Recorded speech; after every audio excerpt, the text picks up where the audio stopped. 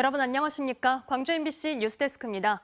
얼마 전 조사 활동을 끝낸 5.18 진상규명조사위가 5.18 유족들을 만나 그동안의 활동을 설명했습니다. 발포 명령자와 안매장 등 핵심 과제 규명에 실패했다는 평가지만 조사위는 실패가 아니라는 입장입니다.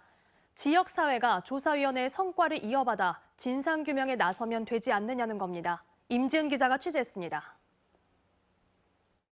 지난 4년간의 활동을 마친 5.18 진상규명조사위원회가 5.18 유족들 앞에 섰습니다. 조사 결과에 대해 납득할 만한 설명이 없다며 반발하는 유족들에게 해명하기 위해서입니다. 조사위는 유족들이 가장 궁금해했던 발포 명령 책임자와 안매장 등의 진실을 왜 밝혀내지 못했는지를 설명했습니다. 그들에 의해서 주도됐다라고 하는 사실은 정황 증거를 통해서 저희가 충분하게 입증을 할 수 있었습니다. 다만 이것에 대해서 전원위원회에서 조사 결과에 대해서는 부결이 됐습니다. 발포 명령자와 안매장의 진실이 밝혀질 것이라 기대했던 유족들의 실망은 이만저만이 아닙니다. 조사위 해명에도 유족들은 쉽게 납득하지 못했습니다. 그게 묶여있다 보니까 제대로 조사가 안 된 부분이 많아요. 사실상 정부 차원에서 할 수 있는 마지막 진상조사에서 최대 핵심 과제를 밝혀내지 못한 것도 문제지만 지난 4년 동안의 조사 내용이 지역사회와 5.18 피해 당사자들에게 왜 제때 공유되지 않았는지도 의문입니다.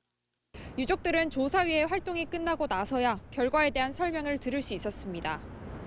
1988년의 국회 청문회와 1996년의 검찰 조사, 2005년의 국방부 과거사 진상규명위원회의 조사에 이어 사실상 정부 차원의 마지막 진상조사라 할 수 있는 이번 5.18 진상조사위도 진상규명에 실패한 셈인데 조사위는 실패가 아니라는 입장입니다. 4년 동안 쌓아온 성과가 있으니 앞으로는 광주시와 5.18 단체, 지역사회가 성과를 이어나가면 된다는 겁니다. 위원회가 모든 것을 다 완벽하게 마무리할 수 있다고 생각하지는 않습니다. 광주가 또는 국가기관이 이후에도 지속적으로 조사를 할 수 있는 단초는 저희가 충분히 확보를 했다라고 생각합니다. 청문회 한 번 열지 못하고 숱한 과제를 지역사회로 떠넘긴 채 활동을 끝낸 5.18 진상조사위원회의 보고서는 오는 6월에 나올 예정입니다. 보고서가 공개되면 또 한 번의 부실조사 논란이 불가피할 것으로 보입니다. MBC 뉴스 임지은입니다. 지난 연말 마감된 5.18 관련자 8차 보상 신청에 전국에서 총 1,982건이 접수됐습니다.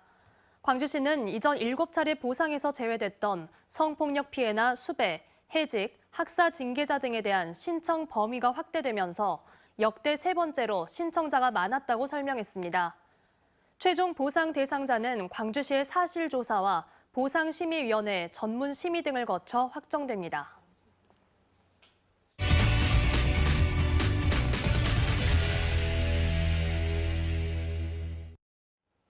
최근 지난해 출생아 수 집계가 모두 끝났는데요. 전라남도는 미약하게나마 출생아 수가 증가한 것으로 나타났습니다. 지자체 차원에서도 여러 저출생 정책이 나오고 있는데요. 하지만 출생아 증가 비율이 미약하고 여전히 감소 지역이 많아 정부 차원의 적극적이고 효과적인 대책이 절실한 상황입니다.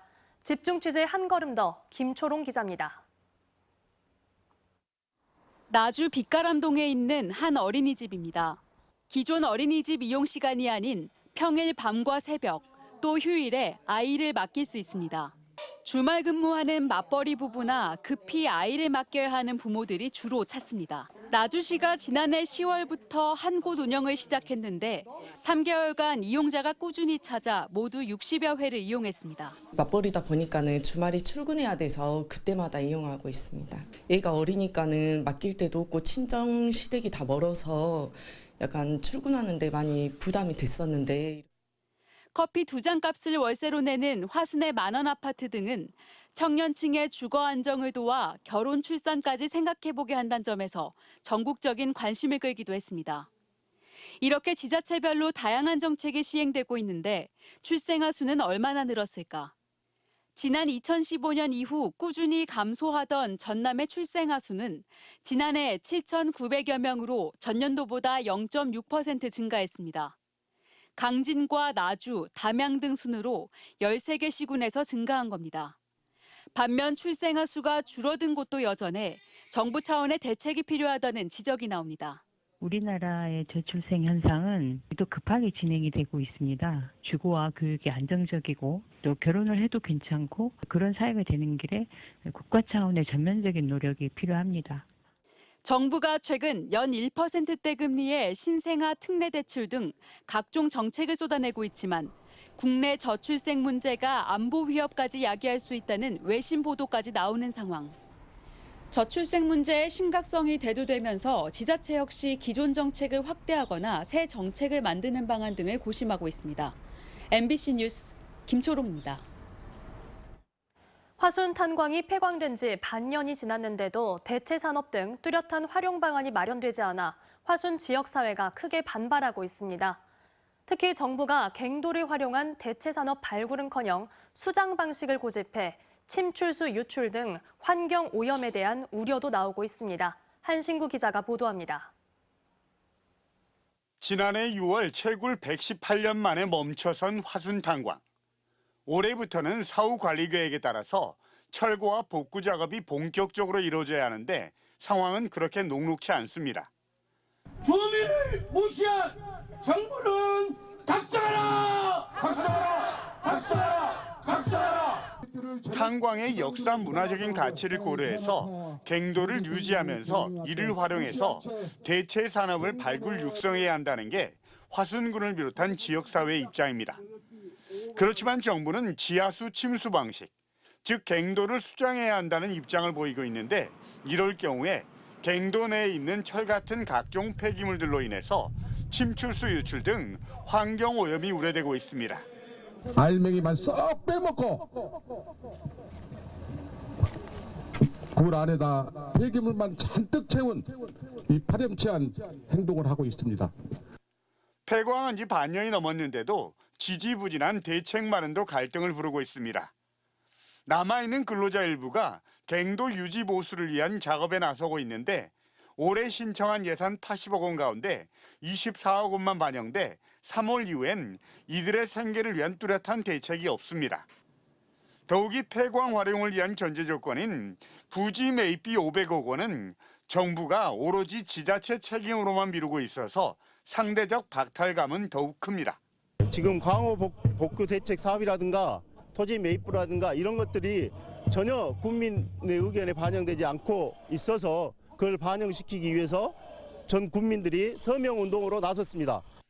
화순군과 폐광대책협의회는 정부의 에너지 시책에 순응한 결과가 되려 지역사회의 피해로 돌아오고 있다면서 오는 12일까지 서명운동을 전개한 뒤 기재부와 산업통상부 등의 국비 지원 확대 같은 폐광 이후 대책 마련을 위한 압박 강도를 높여간다는 계획입니다. MBC 뉴스 한신구입니다. 올해는 김대중 대통령 탄생 100주년을 맞는 뜻깊은 해인데요. 이를 기념하기 위한 다큐멘터리 영화도 개봉을 앞두고 있죠. 다큐멘터리 영화 기리의 김대중, 제작의 의미와 또 어떤 내용을 담고 있는지 김윤 기자가 보도합니다. 빛바랜 VHS 테이프로 녹화된 1980년 4월 김대중 전 대통령의 한신대학교 연설 장면. 11.6 사태 이후 권력의 공백 시기에 온 소래 봄에 취하지 말고 군부 세력의 준동에 대비해 경각심을 가져야 한다며 열성적인 연설을 이어갑니다. 여러분 경각심을 가져야 합니다.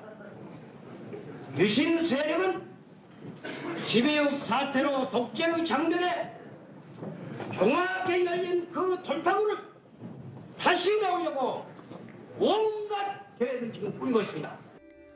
다큐멘터리 영화 기리의 김대중은 그가 하이도에서 태어나서 목포로 나오는 이야기부터 시작합니다.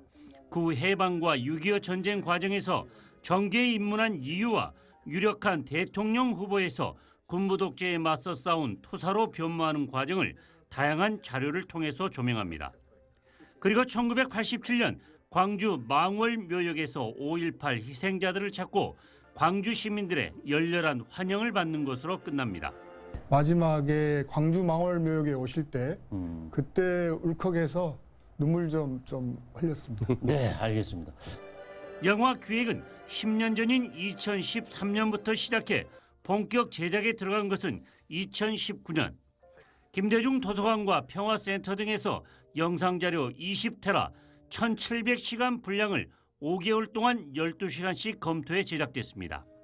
10년 전의 기획이 몇 번의 우여곡절을 겪고 그렇게 해가지고 100주년 앞둔 내년 1월 10일경에 개봉하는 걸 보면 어쩌면 이 영화 자체가 좀 그런 운명과 숙명 속에 만들어진 거 아닌가라는 생각이 들기도 합니다.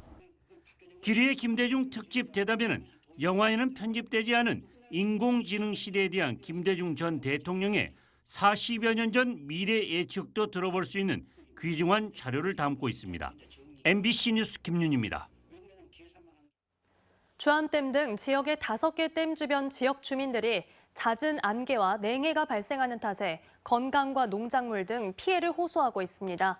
지역 정치권이 정부에 댐 지역 주민을 위한 환경 영향 조사를 실시할 것을 촉구하는 등 본격적인 움직임에 나섰습니다. 유민호 기자입니다. 주암댐 주변에서 나고 자라 토종 콩농사를 짓는 조동영 씨. 지난 1991년 댐이 생기기 전과 후를 비교하면 농작물 열매 크기나 생육 상태 차이가 확연하다고 말합니다. 안개로 햇빛이 줄고 냉해까지 자주 발생해서입니다. 댐이 막히고부터 안개 지속 시간이 길어져 버렸어요. 열매를 보려고 농사를 짓는 것인데 열매를 제대로 소득을 못 하면 그게 농사 짓는 사람한테 얼마나 큰 타격이겠어. 댐 건설 후 기침 등 호흡기 질환을 달고 산다는 주민도 다수입니다. 밤에 주무실 때 숨 차다고 많이 말씀하시고 호흡기 쪽 약을 많이 사가십니다. 다른 데서 제가 경영했을 때보다 여기서는 그 약이 더 많이 나가요. 기침 가래 약 쪽이. 정부가 댐 주변 주민을 대상으로 소득과 복지 개선을 위한 다양한 사업을 전국에서 시행하고 있지만 댐이 주민 건강과 농작물에 어떤 피해를 주는지에 관한 조사는 제대로 이뤄진 적이 없습니다. 주암을 비롯해 5개 댐이 있는 전남 여러 시군에서 불편을 호소하는 목소리가 커지자 지역 정치권이 움직였습니다. 전남도의회는 조례를 만들어 댐 환경 특별위원회를 구성했고 지난달 영산강 환경유역청을 찾아 대책 마련을 촉구했습니다. 환경부로부터 댐 주변 주민들을 위한 건강 또 작물 피해 조사를 위한 환경 기초 조사를 반드시 해야 된다라고 건의를 했습니다. 전라남도도 최근 동부청사에서 주민대표와 관계기관이 참여한 협의회를 첫 개최하고 의견 수렴에 나섰습니다. MBC 뉴스 유민호입니다.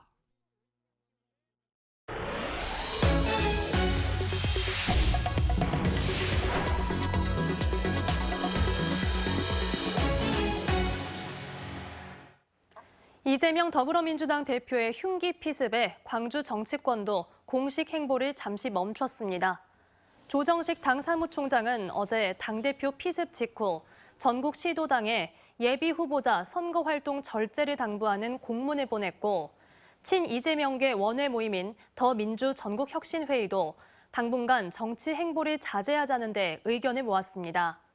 이에 따라 지역 상당수의 예비 후보들은 테러 행위 규탄과 이 대표의 쾌유를 비는 입장문 발표 외에 출퇴근길 인사와 기자회견 등의 대외 활동을 자제하고 있습니다. 한동훈 국민의힘 비상대책위원장을 협박하는 글을 올린 혐의를 받고 있는 40대 남성이 경찰에 붙잡혔습니다. 광주 광산경찰서는 어젯밤 9시 30분쯤 SNS 오픈 대화방에 한동훈 국민의힘 비상대책위원장이 광주에 오면 가만두지 않겠다는 글을 올린 혐의로 44살 김모 씨를 붙잡아 조사하고 있습니다. 경찰은 김 씨가 별다른 이유 없이 이 같은 일을 저지른 걸로 보고 정확한 경위를 파악해 신병 처리 방향을 결정할 예정입니다. 한편 경찰은 한 비대위원장의 광주 방문과 관련해 경호를 대폭 강화할 방침입니다. 김대중 전 대통령의 탄생 100주년인 오는 5일 전남도청 김대중 강당에서 기념식이 거행됩니다.